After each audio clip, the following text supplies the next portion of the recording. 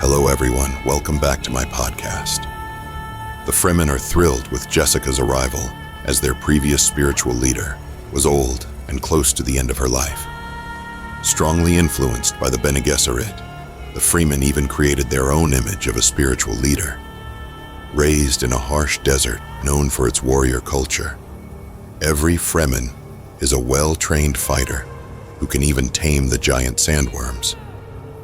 They scorn the Harkonnen soldiers as weak, but they respect and acknowledge the fighting skills of the Sardaukar soldiers to some extent.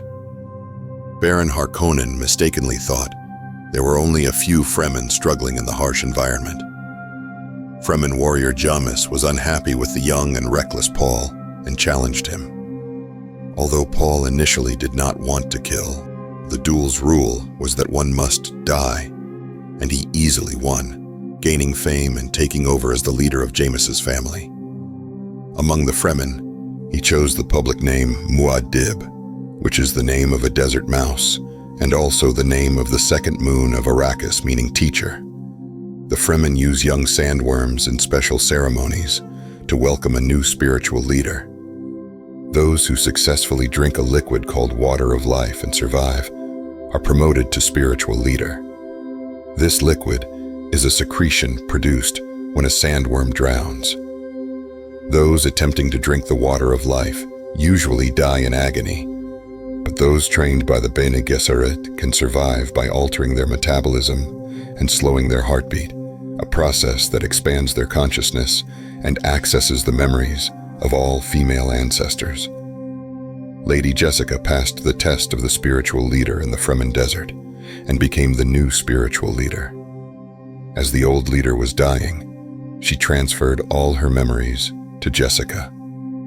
During this process, the pregnant Jessica also passed these memories to her unborn daughter, Alia Atreides, making Alia a spiritual leader with consciousness and memories of her ancestors, even before she was born. Over time, Paul showed extraordinary abilities and gradually became a religious leader among the Fremen. At the age of 18, he successfully rode a giant sandworm, which solidified his leadership position. The Fremen have a unique skill to control and command the actions of sandworms. They do this by inserting hooks into the edges of the sandworm's scales to expose its softer inner skin to the sand. This irritation causes the sandworm to twist its body and lift the rider high into the air. As long as the scales remain open, the sandworm does not burrow underground, allowing the Fremen to move quickly through the desert. 2 years ago, 8 months after the death of Duke Leto Atreides, Alia Atreides was born. She was born with a mature mind, and other women called her a witch. According to the Bene Gesserit, children born like Alia are known as abominations and are supposed to be executed immediately because they struggle to resist the personalities hidden in their memories. Paul and Chani's union produced a son, Leto II Atreides. Paul and Lady Jessica trained the Fremen and formed a powerful army, leading a movement against Harkonnen rule. Among the Fremen, Paul's reputation and aura of sanctity continued to grow, and many began to see him as the Mahdi, or the Guided One, a title that also means the One. The Fremen firmly believed that Paul Muad'Dib was their guide to paradise. Later, Paul unexpectedly reunited with his weapons instructor, minstrel Gurney Halleck, and the smuggling team led by Gurney. Once they recognized each other, Gurney joined Paul's team. When Gurney returned to the tribe, he was surprised to find that Lady Jessica was still alive. He had previously been convinced that Jessica was the main culprit behind the Duke's betrayal. Just as Gurney was about to kill Jessica, Paul appeared in time to stop him and revealed that the real traitor was Yue. For a long time, Paul had relied on his ability to foresee the future. In his visions, he never saw Gurney as a threat to him. Thus, he made a risky decision to try drinking the water of life. Before this, No man had survived the test of drinking the water of life.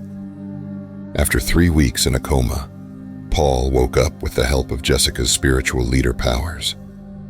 This experience unlocked the memories of both his male and female ancestors, giving him the ability to understand the past and foresee the future. As a mentat, he fulfilled the Bene Gesserit prophecy and became the Kwisatz Haderach. Looking deep into the universe, he realized that the Emperor had assembled a massive fleet ready to invade the planet and regain control. The activities of the Fremen army had almost completely cut off the spice supply from Arrakis, forcing the Emperor to act. He led a joint force of 5 Sardaukar and the Landsraad to Arrakis to eliminate the Fremen if necessary and restart the spice trade. Before departing, the Emperor learned the true identity of Muad'Dib and sent a large Sardaukar force to investigate the southern pole of Arrakis. According to reports, there were large green areas there that might contain rich spice reserves. During their investigation, they raided a Fremen community and killed Paul's son, Leto. In this raid, most of the Sardaukar were defeated by a small combat team led by the 4-year-old Aliyah. Although Aliyah did not want to confront Paul directly, she surrendered voluntarily. For the Fremen, hostages were useless, and they held funerals for each captured person. After Emperor Shaddam IV arrived, Paul immediately launched a surprise attack. He ordered his men to recapture the Atreides family's nuclear weapons and detonated a hole in the shield wall that protected the capital from the surrounding desert and its severe storms. This action cleverly avoided the strict prohibition against using nuclear weapons on humans. Covered by a massive desert storm, Fremen warriors riding giant sandworms attacked. In the chaos of battle, Vladimir Harkonnen was killed by his granddaughter Aliyah with a Gom Jabbar poison needle. Before he died, Aliyah revealed her true identity.